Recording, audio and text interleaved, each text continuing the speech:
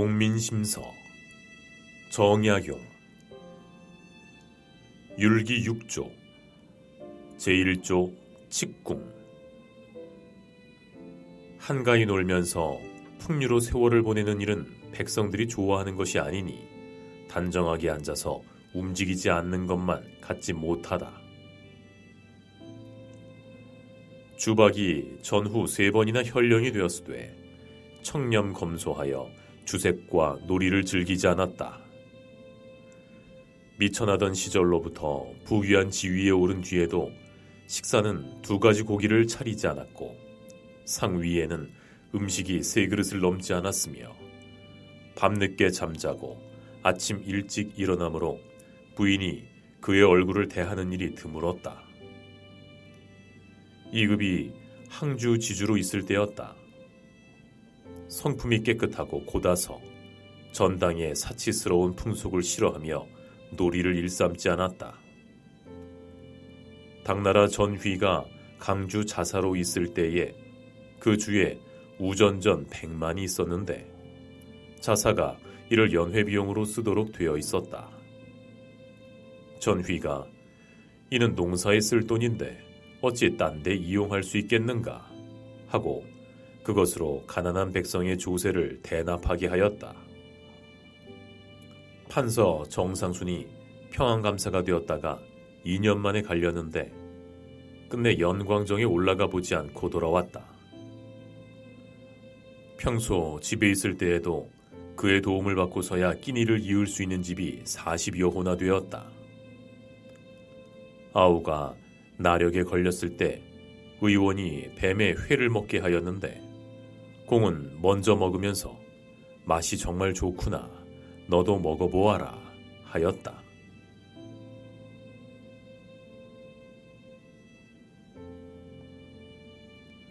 치적이 이미 이루어지고 무사람의 마음도 이미 즐거워하면 풍류를 꾸며서 백성들과 함께 즐기는 것도 선배들의 성대한 일이었다. 소동파가 여항을 맡아 다스릴 때에 서호에서 놀이를 하게 되면 흔히 깃발과 수종들을 전당문으로 나오게 하고 동파는 용군문으로부터 1~2명의 노병을 따라 배를 타고 호수를 가로질러 건너왔다. 보안원에서 식사를 하고 영은 천축 사이에서 논일다가 공문서를 가지고 뒤따르게 한 후 냉천정에 이르러 책상에 앉아 처결을 하되 붓을 휘두르는 것이 비바람처럼 빨랐고 싸움과 소송을 분별하는데도 담소하면서 처리하였다. 그러고서는 막녀들과 함께 실컷 술 마시고 땅거미가 지면 말을 타고 돌아오는데 길 양쪽에 등불을 밝혀놓고 백성들이 마음대로 태수를 구경하게 하였다. 소흥 말년에 90여 세 된 늙은 중이 있었는데 그가 어려서 보안원의 노복으로 있으면서 그 당시 본 일을 말한 것으로 그때 동파의 호방한 기상과 뛰어난 운치를 상상할 수 있다. 황간이 안경부의 수령으로 있을 때 치적이 이미 이루어졌는데 마침 상원일에 등불놀이를 벌이니 사민들이 늙은이는 부축하고 어린아이는 손을 잡고 오가는 자가 끊이지 않았다. 한 노파가 있었는데 나이 100세였다. 2 아들이 가마로 모시고 손자들이 그 뒤를 따라 분해로 와서 치사하였다. 황간이 예로 대우하며 술과 안주를 갖추게 하고 금과 비단을 주어 위로하니 노파가 이 늙은 사람이 온 것은 온 고을의 생령을 위해 감사드리려 함이지 태수께서 주시는 것을 바라서가 아닙니다 하고는 받지 않고 돌아갔다. 최경이 영흥군 지사로 있을 때 상원에 구준비가 3일을 계속 내려 나가 놀 수가 없었다. 17일에 비가 멎자 다시 2일 동안 등불놀이를 벌이려 하니 아전이 해마다 등불놀이에 소용되는 기름이 매우 많기 때문에 임시에 계획해서는 결코 마련해낼 수 없습니다. 하였다. 그래서 채경은 비성구에 저장해둔 기름을 갖다 쓰게 하였는데 이 때문에 전운사에 탄핵을 받았다. 생각하건대 이런 일은 마땅히 경계해야 할 것이다. 최군모가 복주지주로 있을 때에 상원일의 백성들에게 등 7개씩을 켜도록 하니 진열이 큰 등을 만들고 거기에 다음과 같은 시를 지어 썼다. 부잣집 한 등자는 큰 창고 속 한 알 좁쌀이요. 가난한 집 한 등자는 심장에 살을 도려낸 것이네. 풍류태수는 아는가 모르는가. 오히려 생황노래에 묘곡 없음을 서운해하리. 강진의 수령에게 사랑하는 기생이 있었는데 관등놀이를 보고 싶어 하므로 4월 초파일에 성중에 영을 내려 등불을 켜도록 하되 등의 막대 길이가 높은 자에게 상을 주기로 하였다. 이에 이속과 군교들이 폭으로 나가서 배 안의 돛대를 모조리 빼앗았다. 먼 섬 백성들이 어장으로 나가려면 잠시도 지체할 수 없으므로 돈으로 이를 대납하였다. 그리하여 배 한 척에 모두 200전씩을 내놓게 되니 원성이 바다에 가득하였다. 그러므로 수령의 한 번 움직임이란 어려운 것이다. 정한봉이 말하였다. 몇 사람의 관인이 휴가를 얻어 노래하고 춤추는 자들을 데리고 승방에 가서 놀았는데 술이 얼건해지자 예전 사람의 주곤을 지날 때 중 만나 얘기하니 부생의 한나절 한가로움 얻었어라 라고 한 시를 외웠더니 중이 듣고 웃으면서 존과는 한나절 한가로움을 얻지만 노승은 도리어 사흘 동안 바쁘게 되었습니다 하였으니 하루는 장막을 치고 하루는 모여서 놀고 하루는 청소를 해야 함을 말한다. 현령이 절에서 한 번 놀면 중이 평소 소비하는 비용의 거의 반년분을 쓴다. 일행들이 술, 밥, 담배, 신 등을 을에 토색질하고 또 만약 기생을 데리고 풍악을 연주하며 창우들을 시켜서 잡히 노름을 벌이면 구경 온 남녀들이 모두 중에게 밥을 요구하게 되니 중들이 견뎌내겠는가. 혹시 돈과 쌀을 주어 그 비용을 갚기도 하지만 그것이 비록 현령의 면전에서 친히 준다고 하더라도 현령이 문방만 나서면 이속과 관노들이 빼앗아가 버린다. 혹 쌀을 받으라는 것을 적은 문권인 세미 자문을 주는데 그래야만 겨우 받게 된다. 다산 필담에 지난해 봄에 내가 작은 배를 타고 가우도 어촌에 놀러 갔는데 마침 현감도 배를 타고 만덕사에 와서 잔치를 베풀고 있었다. 내가 어촌에 와서 어부들의 이야기를 들으니 바다에 있던 배가 항구로 들어오면 이속과 군교들이 배 한 척마다 200전씩 토색질 해가고 고기잡이 통발이 바다 가운데에 수십 군데 있는데 밀물썰물에 잡히는 고기를 깡그리 빼앗아가되 모두 현령의 놀이를 핑계로 삼는다고 하였다. 아, 현령이 어찌 알겠는가. 내가 석양의 작은 노를 저어 갈대와 버들 사이를 오르내리면서 산중턱의 절간을 바라다 보니 붉고 푸른 옷이 어울려 있고 피리 장구 소리가 한창 울리고 있었는데 그들은 어촌 백성들이 눈을 흘겨 저주하고 욕하고 있는 줄을 모르고 있었다. 아, 백성들의 윗사람 되기란 또한 어렵지 아니한가.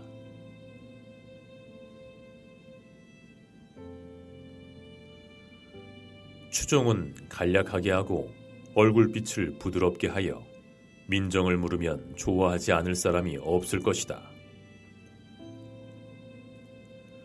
고려 때 서침이 울진현령이 되어 선정이 많았는데 그는 소를 타고 다니면서 농사를 권면하였다. 박세량이 신창 현감으로 있을 때에 모든 일이 간략하였다. 관아에 들 때도 북피리 소리가 없었고 밖에 나갈 때에도 호위하는 하인이 없었으며 병이 났을 때가 아니면 여러 가지 반찬을 먹지 않았고 큰 더위가 아니면 일산을 받지도 않았다. 매양 농사철이 되면 이속들이 농사일 보러 가는 것을 다 들어주어 관아를 지키는 자는 겨우 몇 사람뿐이었고 필요한 뗄나무 같은 것은 종들을 시켜서 마련하게 하였다. 틈이 나면 단건의 편복 차림으로 지팡이를 짚고 거닐었는데 때로는 백성들이 그를 알아보지 못하였다. 유의가 홍주 목사로 있을 적에 조랑말 한 필에 종 둘을 데리고 야외로 순행하다가 들밥을 가지고 가는 아낙네를 만나면 밥보자기를 벗겨보아 나물 반찬이 보잘것없으면 그 게으름을 경계하고 반찬이 너무 많으면 그 지나침을 나무라니 백성들이 크게 기뻐하였다.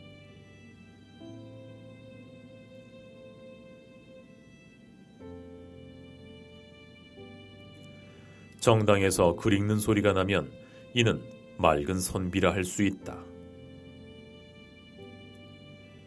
임금은 정무가 지극히 번거로워도 오히려 날마다 경연에 나오고자 하는 것은 진실로 성현의 격언을 폐부 속에 스며들게 하여 이를 정치에 펴면 저절로 그 이익됨이 많기 때문이다.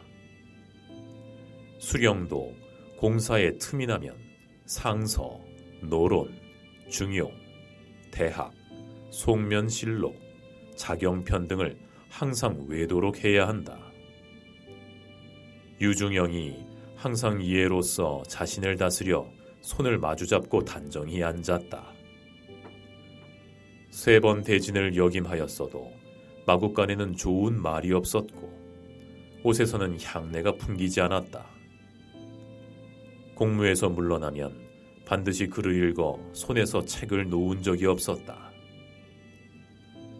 완평 부원군 이원익이 나는 평상시에는 책 보기를 좋아하지만 벼슬에 있게 될 때에는 책을 묶어서 책장에 넣어두고 밤낮으로 공사에만 전심하였다.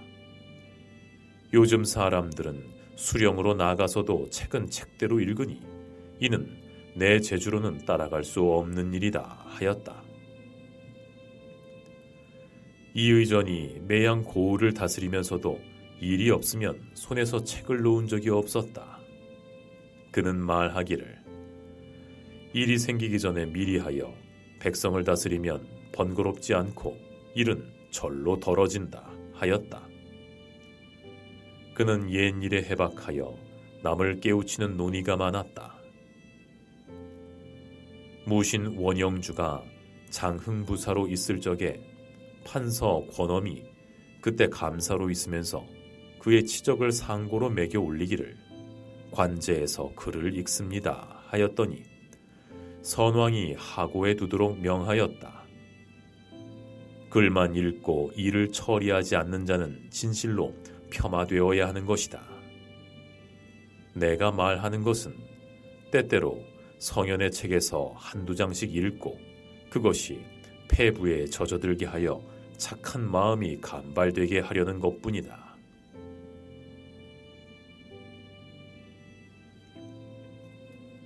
만약 시나 읍조리고 바둑이나 두면서 정사를 아래 아전들에게만 맡겨두는 것은 매우 옳지 못하다.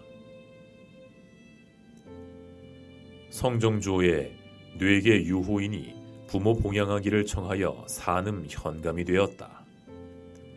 영남의 방백이 임금에게 하직을 고하니 임금이 인견하고는 나의 친구 유호인이 산음 현감으로 임명되었으니 경은 그를 두둔해 주도록 하라 하였다. 그러나 그 방백은 마침내 그가 백성의 괴로움은 돌보지 않고 심한 읍조리고 있다 하여 파면시켰다. 남창 김현성이 여러 차례 주군을 맡아 다스렸는데 깨끗하게 직무에 봉사하여 청렴한 명성이 세상에 드러났다. 그러나 성품이 매우 소탈하고 담백하여 사무 처리에 익숙하지 못하고 죄인 다스리는 것을 일삼지 않고서 담담하게 관아에 앉아서 종일토록 심한 읍조렸다. 일 벌이기 좋아하는 자들이 그를 두고 말하기를 남창은 백성 아끼기를 자신같이 하는데도 온 경내가 원망하고 털끝만큼도 범하는 일이 없는데도 관고는 바닥이 났다 하여 한때의 웃음거리가 되었다. 도관이 광주자사로 있을 적에 종일토록 무릎을 모으고 꿇어 앉아서 군부의 모든 일을 빠뜨림없이 점검 처리하며 조금도 한가한 시간이 없었다. 여러 참모 보좌들이 혹 이야기나 장난을 하면서 일을 패하는 자가 있으면 그 술그릇과 쌍육, 장기기구 등을 갖다가 모조리 강물에 던져버리도록 명하고 그런 일을 일삼는 장리들은 매를 때리면서 쌍육, 장기놀이는 돼지 기르는 종들이 나는 짓이다 하였다. 영호도가 이원을 항주자서로 주의하려고 하니 선종이 내가 듣건대 이원의 시에 긴 날을 한판의 바둑으로 소일하네 하였다니 어떻게 백성을 다스릴 수 있겠는가 하므로 영호도가 시인이 흥에 붙여서 그런 것이요 실제로 그러지는 않을 것입니다 하고 아뢰니 선종이 우선 보내어 시험해 보도록 하라 하였다. 바둑은 그래도 아취가 있는 것이다. 근래 수령들 중에는 정당에서 절이, 읍자, 하인들을 데리고 마조강패 놀이로 날을 보내고 밤을 지새우니 채모의 손상이 이에 이르러 극도에 달하였다. 슬프다. 이 일을 장차 어찌할 것인가.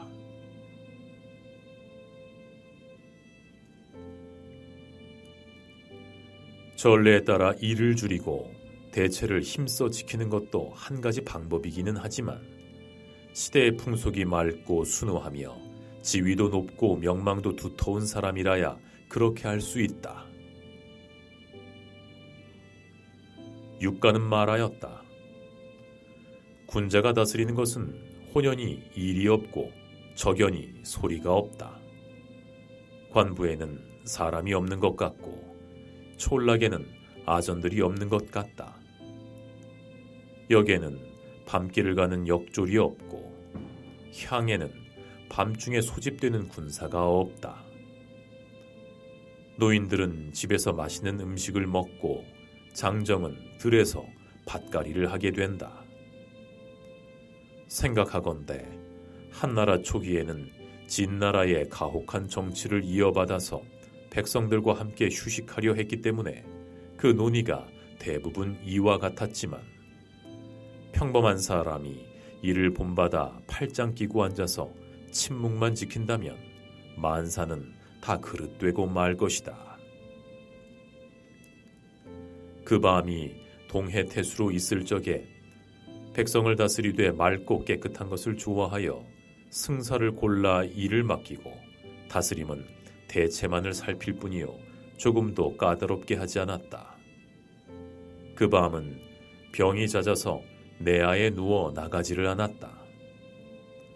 한 해 남짓하여 동해는 잘 다스려졌다.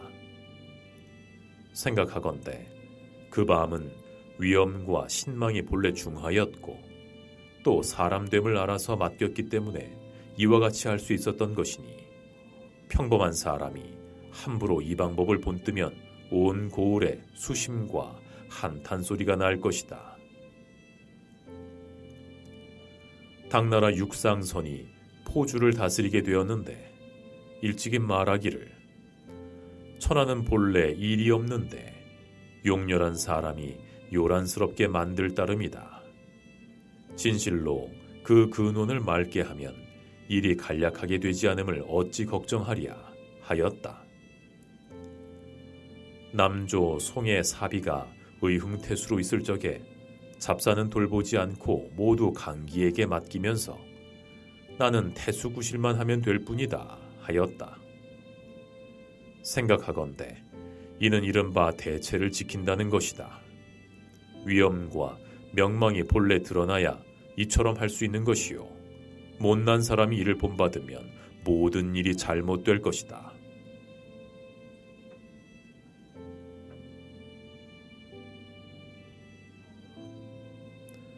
목민심서 율기 6조 제2조 청심.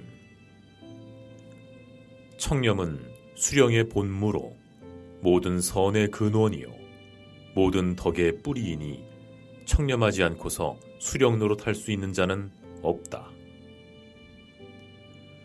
우리 조선의 청백리로 뽑힌 이가 통틀어 110인인데 태조 이후에 45인, 중종 이후에 37인, 인조 이후에 28인이며 경종 이후로는 이렇게 뽑는 일마저 끊어져서 나라는 더욱 가난해지고 백성은 더욱 곤궁하게 되었으니 어찌 한심스럽지 않겠는가.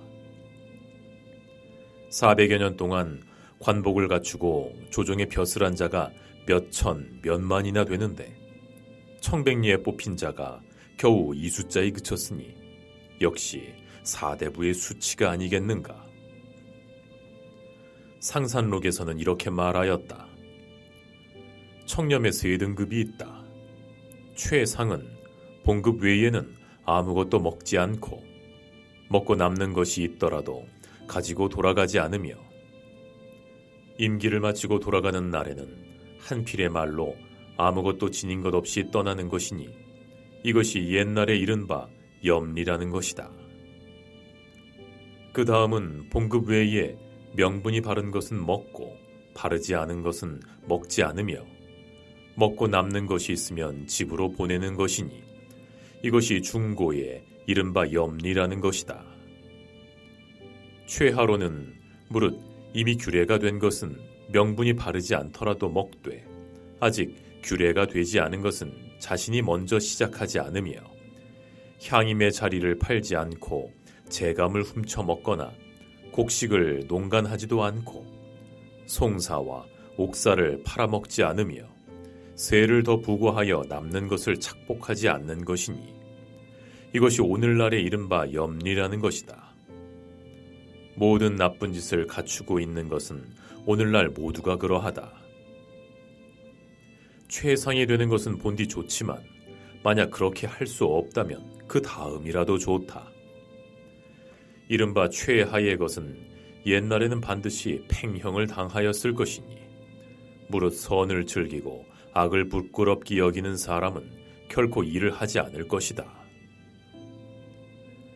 양병은 청렴하고 검소하며 우아하고 소박하였다. 예주, 형주, 서주, 연주의 자사를 역임하였는데 날짜로 계산하여 복록을 받고 남는 것은 자기 집으로 들이지 않았다. 집안이 가난하여 하루 걸러 끼니를 이었다. 일찍이 말하기를 내게는 세 가지 미혹되지 않는 것이 있으니 술과 계집과 재물이다 하였다. 충이공 산우는 청렴 정직함이 비할 데 없었다. 광서 수부에 정례라는 늙은 종이 있었는데 성품이 강직하여 바른 말을 잘하였다. 공이 그에게 묻기를 세상에서 장군이 되면 탐욕해도 탓하지 않는다고 말하는데 나 역시 탐해도 되겠는가 하니 정례가 공이 처음 도임하셨으니 마치 새롭고도 깨끗한 흰 도포 같은데 한 점 먹에 더러워지면 끝내 씻을 수가 없을 것입니다 하였다. 공이 또 묻기를 사람들이 지방 오랑캐들이 보내오는 선물을 받아주지 않으면 저들이 반드시 의심을 품고 성낼 것이라고 하는데 어찌하면 좋겠느냐 하니 정례가 벼슬에 있으면서 재물을 탐하면 조정에서 중한 벌이 있을 것인데 조정을 두려워하지 않고서 도리어 오랑캐를 두려워하겠습니까? 하였다. 공이 웃으면서 그 말을 받아들였다. 광서 지방을 진무한 지 10년이 되도록 청렴한 지조는 끝내 변하지 않았다.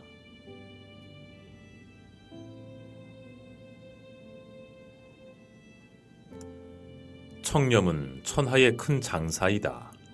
그러므로 크게 탐하는 자는 반드시 청렴하려 한다. 사람이 청렴하지 않은 것은 그 지혜가 부족하기 때문이다.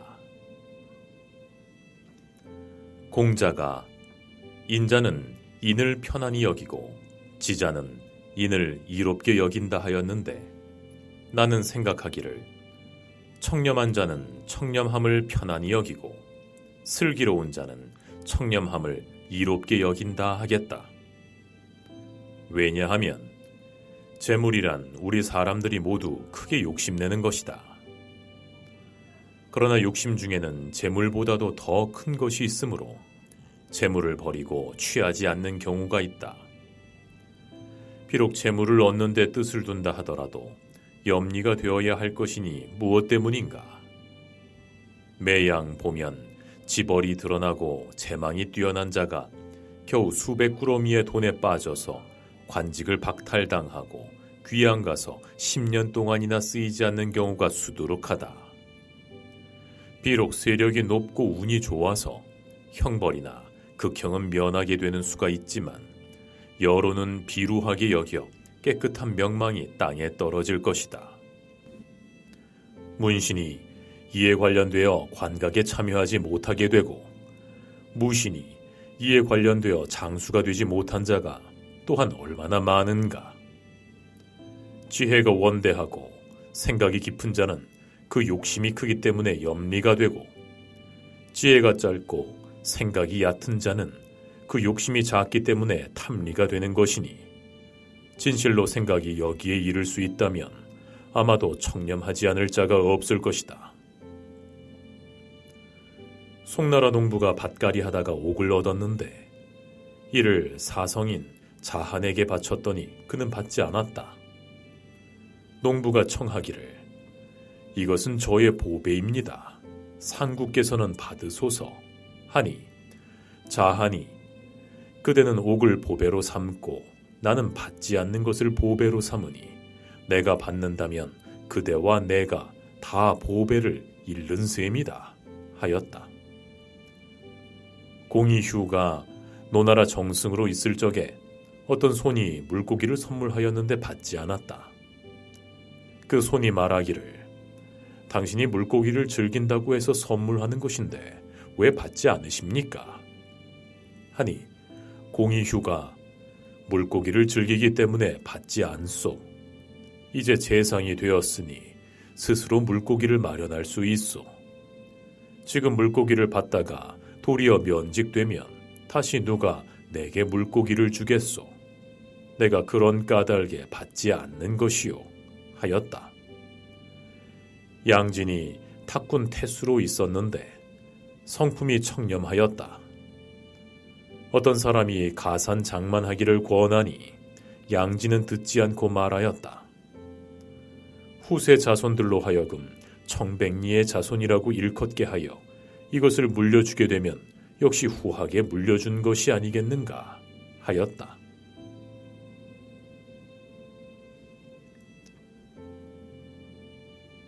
그러므로 예로부터 무릇 지혜가 깊은 선비는 청렴을 교훈으로 삼고 탐욕을 경계하지 않은 사람이 없었다. 배협이 이렇게 말하였다. 청렴은 벼슬살이하는 근본이요 검약은 몸가짐의 바탕이다. 율기자매는 이렇게 적혀있다. 선비의 청렴은 여자의 순결과도 같아서 진실로 털끝만한 더러운 점도 평생의 흠이 되는 것이다. 어두운 방이라 말하지 말라. 환하게 넷이 알고 있다. 내 스스로를 아끼지 않는다 하더라도 마음의 신명을 속일 수 있으랴. 황금 대여섯 바리와 호초 800곡이 살아서는 영화가 되지 못할 것이요 천년 후에도 남은 죄가 있다. 저 아름다운 군자여, 학 한 마리 검은 고 하나 바라봄에 느면하여 만고의 청풍이다. 포효숙공의 가훈에 후세자손의 벼슬 살다가 장남한 죄를 범한 자는 본가로 돌아올 수도 없거니와 그가 죽은 후에도 선영에 장사할 수 없다. 내 뜻을 따르지 않으면 내 자손이 아니다. 하고 그 밑에 화합하고 이것을 집의 동쪽 벽돌에 새겨 후세에 교훈하였다. 나경륜이 이렇게 말하였다. 사대부가 만약 돈 한 푼을 좋아하면 그 인품은 한 푼 값어치도 못 된다. 진간제의 시에 종래 이름 있는 선비는 이름 없는 돈은 안 쓰느나 하였다. 양백자는 이렇게 말하였다. 사대부가 청렴하면 7분 정도의 사람이 된 것이다. 풍류룡은 이렇게 말하였다. 천하에 한없이 좋지 못한 일은 모두 돈을 버리지 못하는 데서 일어나고 천하에 끝없이 좋은 일은 모두 돈을 버리는 데서 이루어진다. 정서는 이렇게 말하였다. 얻기를 탐내는 자는 만족함이 없으니 모두가 사치를 좋아하는 일념 때문이다. 만약 마음이 담담하여 만족할 줄 알면 세상 재물을 구해서 무엇에 쓰겠는가? 청풍명월은 돈으로 사는 것이 아니요 대울타리 띠집도 돈 쓸 일이 없고 책을 읽고 도를 이야기하는데 돈이 요구되지 않으며 자신을 깨끗이 하고 백성을 사랑하는데도 돈이 필요하지 않으며 사람을 구제하고 만물을 이롭게 하는 데는 돈을 남기지 않는 것이다. 이처럼 마음을 가다듬고 성찰하면 세상 맛에서 초탈하게 될 것이니 탐심이 또 어디로부터 나오겠는가? 정서는 또 이렇게 말하였다. 시골에 사치스러운 수레를 몰고 가서 공부를 많이 한 것처럼 성대히 과시하고 해변에 무슨 토산물이 나는가를 물어서 벼슬 살 동안 자기 주머니에 채우려고 재물을 바라는 자는 간혹 샘물을 마시고도 탐내지 않고 헌 수레와 여윈 말을 타는 벼슬아치가 있으면 비웃기를 어찌 이런 못난 벼슬아치가 되겠는가? 좋은 벼슬이란 많은 돈이 생기는 데 불과하다 하니 슬프다. 나도 돈을 많이 번 사람을 보았지만 죽은 지 몇 년도 못 가서 자손들이 재산 싸움을 하다가 집안이 망하기도 하고 또 이대도 못 가서 자손들이 음탕해서 폐가하기도 하였다. 그 중에서도 더욱 미혹된 자는 등 따뜻하고 배부른 데 뜻을 두고 빼앗고 긁어먹는 데 교묘한 재주가 있으면서도 남들이 그를 십승의 부가 있다고 일컫는 말을 들으면 성을 발끝내고 항아리나 섬에 차는 저축도 없다고 축혀주는 말을 들으면 흔연히 좋아한다. 그 자손도 할아버지나 아버지의 행적을 기록하는 글을 남에게 청하여 받을 적에 계손이나 도주와 같은 사람이라고 헐뜯으면 또한 성을 발끝내고 공의휴나 백기와 같은 반열에 넣어주면 또한 흔연히 기뻐한다. 이는 돈이 많은 것은 추한 것이요 질박과 청렴이 귀한 것임을 잘 알고 있는 것이다. 그런데 그가 뜻하는 바는 귀한 것이 아니요 귀하게 여기는 바는 추하게 여기는 것이 많으니 그것은 무슨 까닭인가? 정서는 또 이렇게 말하였다. 근세에 사대부들이 밖으로는 공명을 낳고 안으로는 가산을 경영하여 천간이나 되는 큰 집채에 기름진 토지가 만경이나 되고 동복은 개미떼 같고 비첩은 구름 같으면서도 입으로는 성명을 고상하게 담론하고 청어함을 자부하니 비록 혀로 오색 보련을 토한다 하더라도 나는 믿지 않을 것이다. 정서는 또 이렇게 말하였다. 진신이 한 번 사적에 오르면 잠깐 사이에 부귀해져서 이익이 후해지고 벼슬이 높아지면 이는 유능한 사람이다 하고 청빈하고 검소하면서도 벼슬이나 있으면 그래도 남의 비웃음을 면한다. 공평하고 청렴하며 곧게 처신하다가 벼슬과 이득을 다 잃으면 크게 졸렬하다는 말을 듣게 되어 처자들도 허물하고 친구들도 비웃으니 향리의 몸을 의탁할 수도 없다. 스스로 하늘이 낸 높은 인품이 아니면 세태에 휩쓸리지 않는 사람이 드물 것이다. 송나라 갑고원이 현령이 되어 공청에서 비란을 사는데 손수 자로제니 시비가 병풍사위로 엿보고 미워하여 뜻하지 않게도 오늘날 비단 흥정하는 상전을 섬기게 되었구나 하고는 떠나가기를 청하였는데 만류해도 듣지 않았다. 요즘 한 현령이 정당에서 손수 배를 자로 재었다 하니 어느 시대인들 갑거원 같은 자가 없겠는가. 석박이 관직을 역임한 지 40여 년이나 되었지만 청렴하고 개결함이 한결같았다. 하루는 고향 사람 중에 전사로 있다가 돌아온 자가 있어서 석박이 인사를 갔더니 그 집 책상 위에 은그릇과 10여 개의 금술잔이 진열되어 있었다. 석박이 네가 벼슬한 지 몇 년이나 되는가 하니 대답하기를 고적을 채우지 못하였습니다 하였다. 어찌하여 돌아왔는가 하니 고약한 백성이 나의 탐욕을 고발하여 직책을 빼앗겼습니다 하므로 석박이 슬프다. 내가 내 죄를 다스렸다면 내 어찌 돌아올 수 있었겠는가 하면서 옷자락을 떨치고 나와버렸다.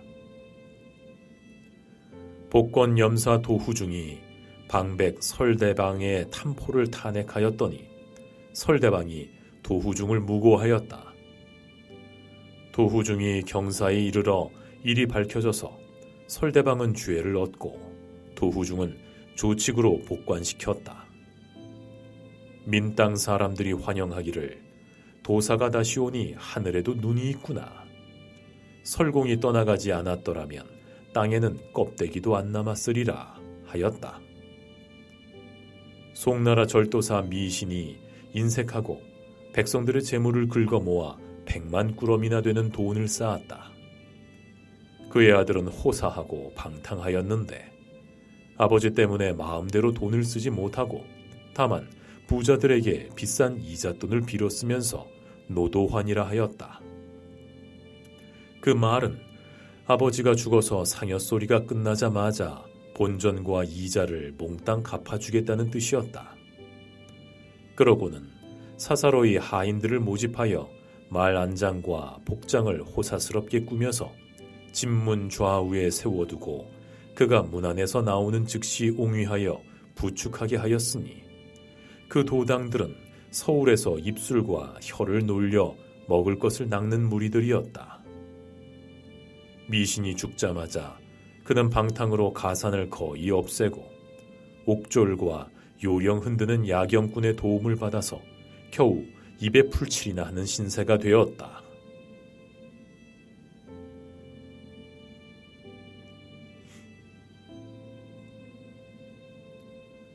수령이 청렴하지 않으면 백성들은 그를 도적으로 지목하여 마을을 지날 때는 더럽히고 욕하는 소리가 드높을 것이니 또한 수치스러운 일이다.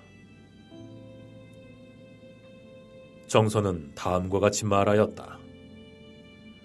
어떤 관원이 한 도적을 신문하면서 네가 도둑질하던 상황을 말해보아라 하니 도적은 짐짓 딴전을 피우면서 무엇을 도적이라 합니까? 하자 관원이 네가 도적이면서 그것을 모르느냐? 궤짝을 열고 재물을 훔치는 것을 도적이라 한다 하였다. 그러자 도적이 웃으면서 만일 공의 말대로라면 내가 어찌 도적일 수 있겠습니까? 공과 같은 관원이 참으로 도적입니다. 유생이 첩과를 외면서 일찍이 고금을 상고하거나 천인의 이치를 연구하거나 국가의 경제와 백성에게 혜택을 베푸는 일은 생각하지 않고 밤낮으로 권력을 손에 쥐고 일확천금할 것을 바라며 아비와 스승이 가르치는 것이나 벗들에게서 배우는 것들도 도둑질을 익히는 것뿐입니다. 관복 차림에 호를 쥐고 정당에 높이 앉아 있으면 아전들이 옆에 늘어서고 구종들이 아래에서 옹위하니 존엄함이 마치 천재와도 같습니다. 벼슬은 이 끝으로부터 나오고 정사는 뇌물로 이루어집니다.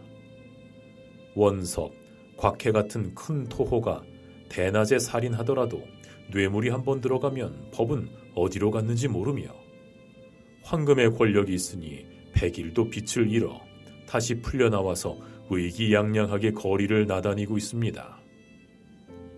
마을의 천민들은 벌을 돈으로 속죄하여 더욱 가난의 고초를 겪어서 머리털은 흩어지고 살갗은 깎여 집을 유지하지 못하고 처자들을 팔게 되어 바다에 투신하거나 구렁에 떨어져도 수령은 이를 근심하고 살필 줄 모르니 신이 노하고 사람이 원망합니다. 그러나 돈의 신령스러움이 하늘까지 통해서 명관이라는 칭찬이 자자합니다. 큰 저택은 구름같이 이어있고 음악 소리는 땅을 울리며 종들은 벌떼 같고 기첩은 방에 가득하니 이것이 진정 천하의 큰 도둑입니다.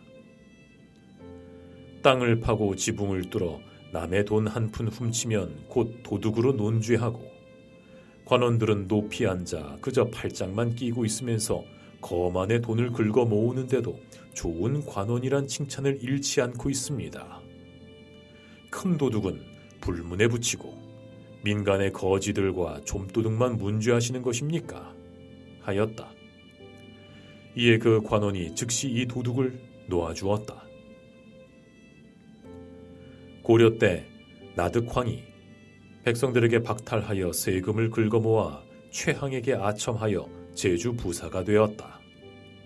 그 전에 송소가 제주의 수령으로 있다가 장죄를 지어 면직되고 나득황이 그 뒤에 부임하니 사람들이 제주가 전에는 작은 도적을 겪었는데 이제 큰 도적을 만났구나 하였다.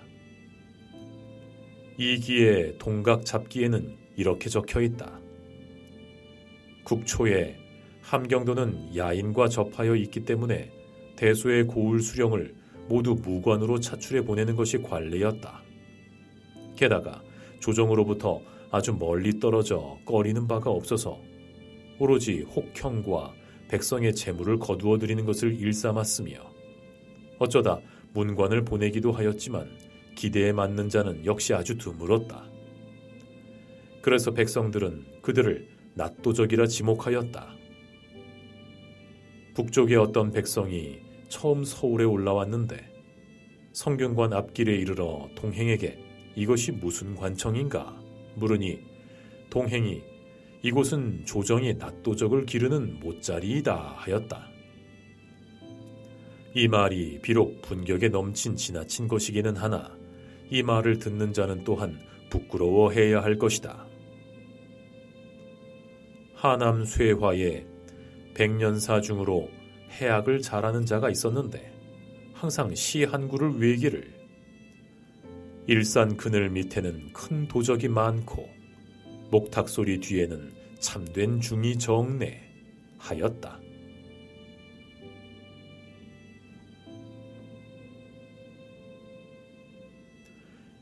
뇌물을 주고받는 것을 누가 비밀히 하지 않으랴만 밤중에 한 일이 아침이면 드러난다.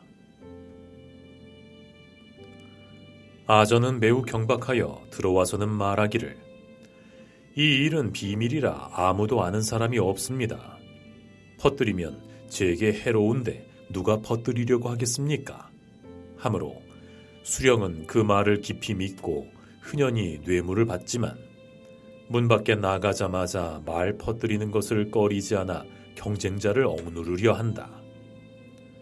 잠깐 동안에 사방에 퍼지건만 수령은 깊이 들어앉아 고립되어 있어서 막연히 듣지 못하고 있으니 진실로 슬픈 일이다. 양진이 말한 넷이 알고 있다는 것 외에 사람이 안다는 것도 막아낼 수가 없다. 양진이 형주 자사로 있을 때 무제 왕밀이 창음역에 임명되었으므로 밤에 금 10근을 품고 와주면서 어두운 밤이라 아무도 모릅니다 하므로 양진이 하늘이 알고 신이 알고 내가 알고 그대가 아는데 어찌하여 아무도 모른다 하오 하니 왕밀이 부끄럽게 여기고 물러갔다. 손신과 황보광은 태학에서 함께 공부하던 사이였다. 후에 황보광은 어사로 있다가 처주에 나갔다. 그때 이서 한 사람이 황보광에게 뇌물을 쓰고자 하여 손신을 통해서 바치려 하니 손신이 절대 말하지 말라. 내가 들으면 이것은 이비장이 된다 하였다.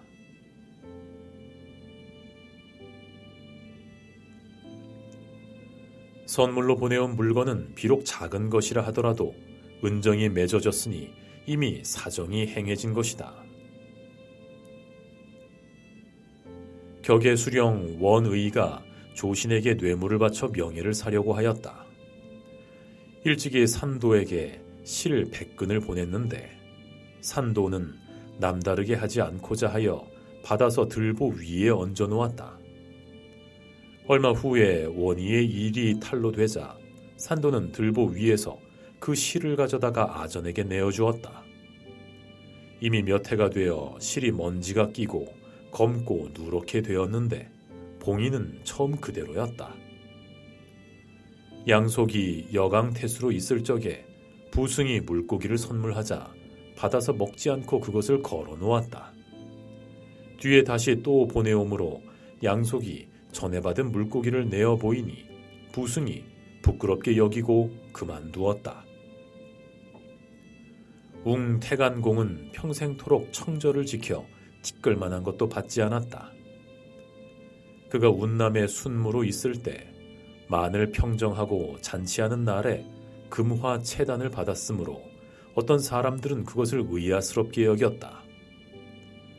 그 이듬해에 그가 서울로 돌아갈 때 유사를 불러 금화 채단을 창고에 간수하게 하니 사람들은 비로소 공이 자기 청백으로 남을 부끄럽게 하지 않으려고 한 뜻을 알았다.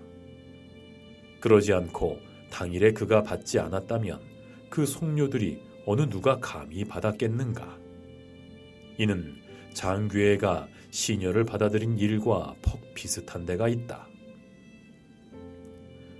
조극명이 호광행성에 있을 적에 한 주부가 진사 일함을 보내왔다. 미처 열어보지도 않고 궤 속에 그대로 넣어두었다가 얼마 후에 열어보니 곧 사금 3냥이 그 안에 섞여 있었다. 공이 탄식하기를 그가 나를 어떤 사람으로 생각했단 말인가 하였으나 이때 그 주부는 이미 죽고 없었으므로 그 아들을 불러 돌려주었다. 섭종행이 전당의 수령으로 있을 적에 안찰사 주신은 풍채가 근엄 중후하였는데 그를 더욱 중하게 여겼다. 하루는 섭종행이 외출한 틈에 몰래 그의 집에 가서 방안을 둘러보니 아무 물건도 없고 오직 입택에 은어 말린 것 한 꾸러미가 있을 뿐이었다. 주신이 탄식하고 마른 은어를 조금 가지고 왔다. 그 이튿날 그를 불러 식사를 대접하며 은어를 먹게 하면서 이것은 그대 집 물건이요 하였다. 그때 사람들이 섭종행을 전당 일엽청이라 불렀다. 북제소경이 남청하 태수가 되었는데 성품이 청렴하고 근신하여 오이나 과실 같은 것도 받지 않았다. 고을 사람 조영이 새로 나온 오이 2개를 바치니 소경은 이를 들보 위에 얹어놓고는 끝내 먹지 않았다. 가욱이 선유현으로 옮기니 고을 사람이 과실을 보내주었으나 그는 받지 않았다. 송나라 사도가 한 번은 관내를 순찰할 때 길가에 먹음직한 대추가 있었다. 수행원이 그 대추를 따서 사도에게 바쳤더니 그는 그 값을 계산하여 돈을 나무 위에 걸어놓고 떠났다.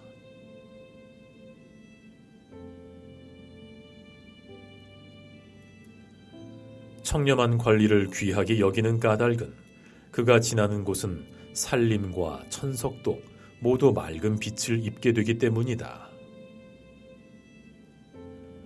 오은지가 광주 자사가 되었는데 산해군에서 20리 떨어진 곳에 탐천이라는 샘이 있었다. 이 샘물을 마시는 자는 반드시 탐욕해진다고 하였는데 오은지는 바로 가서 떠마시고 청렴한 조행을 더욱 닦았으므로 돌아올 때에는 남은 재물이 없었다. 후에 상서가 되었다가 태복으로 옮겼으나 죽봉으로 병풍을 만들고 가족들이 끼니를 걸러도 태연하였다. 당나라 200이 우성현령이 되었다. 관사에 오래된 우물이 있는데 맑으나 물맛이 썼다. 200은 부임하여 이 우물 맛을 보고 빙그레 웃으면서 나는 쓰고도 맑은 사람이니 내 뜻과 부합하는구나 하고 드디어 길어다 먹으며 고치지 않았는데 쓴 우물물이 변하여 단 샘물이 되었다고 한다. 방준이 거처하는 동북쪽에 우물 하나를 팠는데 다 파서 우물이 완성되자 공복을 입고 향을 피우면서 빌기를 원하건대 자손이 벼슬살이하게 되면 이 우물물처럼 청백하게 해주소서 하였다. 원위의 방표가 낭릉군의 수령이 되었는데 좋은 샘물이 없고 바다에 접하였으므로 물맛이 짰다. 방표가 우물 하나를 파게 하여 드디어 단 샘물을 얻었다. 그가 돌아가자 단맛이 도로 짜졌다. 송나라 우원이 진한 태수가 되었다. 바닷가에 월왕석이 있는데 항상 구름과 안개 속에 감추어져 있었다. 서로 전해오는 말에 청렴한 태수라야 이를 볼 수 있다 하므로 곧 가서 보니 구름과 안개가 씻은 듯이 거치고 맑고도 깨끗하여 조금도 가리는 것이 없었다. 양성재가 여릉 태수에게 다음과 같은 시를 지어주었다. 태수의 빙벽 같은 맑음은 도저하여 한 톨의 여릉쌀도 먹지 않누나 차를 오직 맑은 샘물에 달이니 옥황상제는 그대가 양리임을 알리라.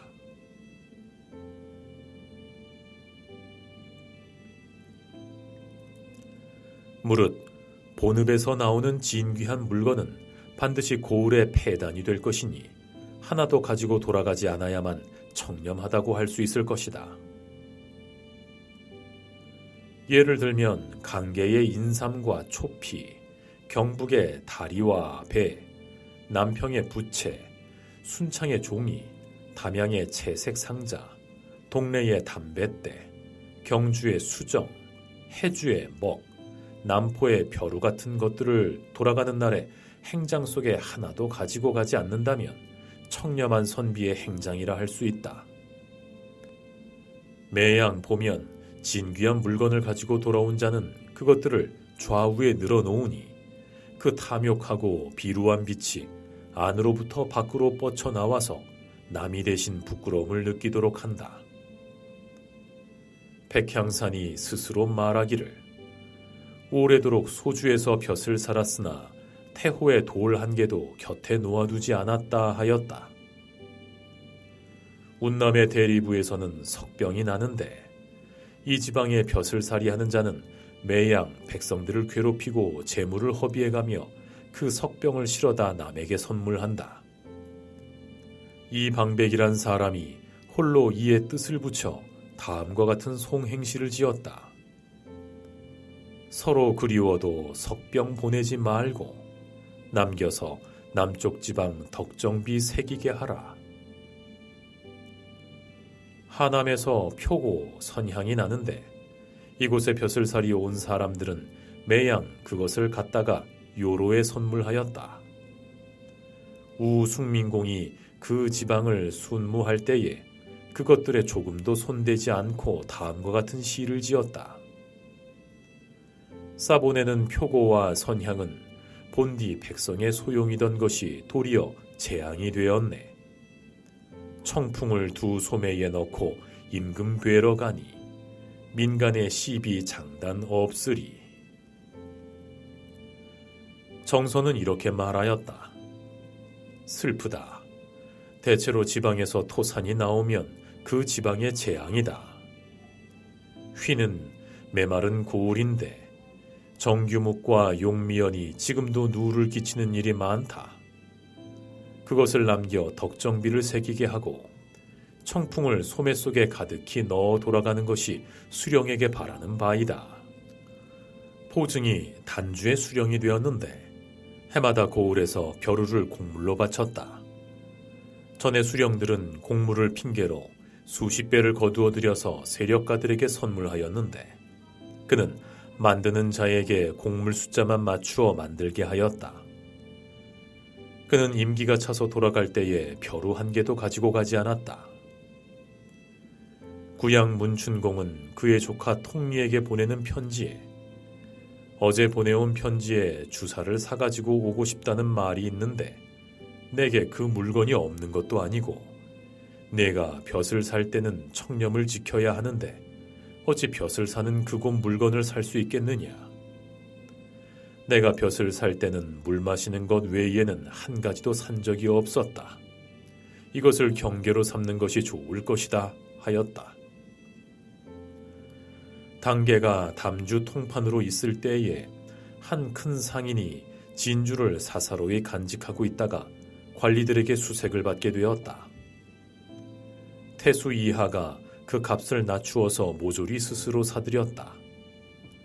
뒤에 진주를 나누어 가진 옥사가 일어나자 인종이 근시에게 당계는 결코 사지 않았을 것이다 하고 다시 조사해보니 과연 그러하였다.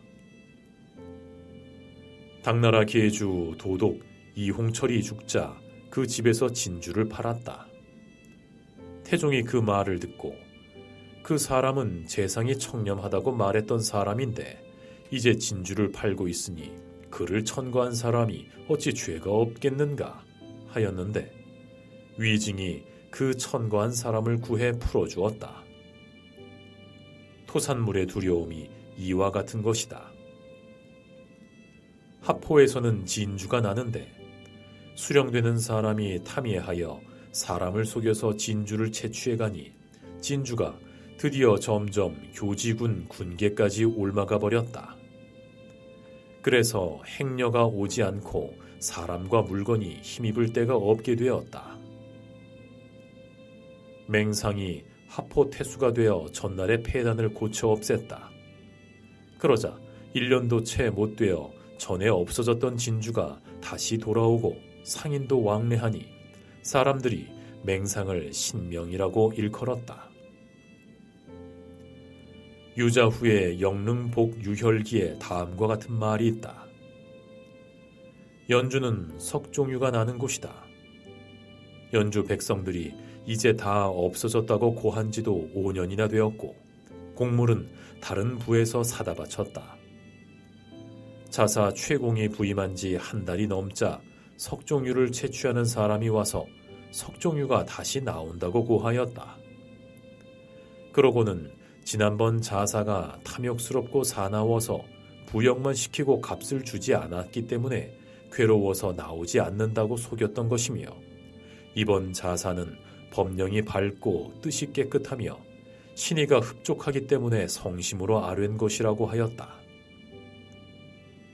여정이 이광에 수로 있을 때에 법을 만들어 관리들을 경계해서 남방의 약품을 팔 수 없게 하기를 청하였다. 공이 북으로 돌아갈 때에는 남해의 물건은 하나도 가지고 가지 않았다. 왕승유가 남의 태수가 되었는데 외국에서 배로 온 물건은 결코 갖는 일이 없었으며 말하기를 옛사람은 촉당의 장사가 되었는데도 평생토록 촉당의 물건을 갖지 않았다. 나는 자손들에게 남방의 물건을 가지지 못하도록 유언을 남기고 싶다 하였다. 당나라 주경칙이 부주 자사로 좌천되었다. 돌아올 때 회남 물건은 하나도 없었고 타는 것은 말 한 필뿐이어서 아들들은 걸어서 따라왔다. 동사이가 촉주의 수령이 되어 부임할 때 여러 자제들이 청하기를 아버님의 지절은 저희들도 다 잘 아는 일이니 일체 생계에 대해서는 조금 더 넘보지 않습니다. 다만 생각하건대 아버님께서는 연세가 많으시고 촉당에는 좋은 제목이 많으니 노후의 일을 대비하시는 것이 좋을까 합니다. 하니 공이 잘 알겠다 하였다.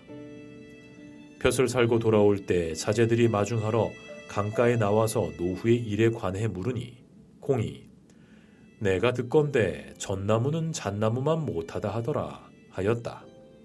자제들이 아버님께서 마련하신 것이 잣나무이십니까? 하자 공은 빙그레 웃으면서 내가 여기에 싣고 온 것은 잣씨이니 심도록 하라 하였다.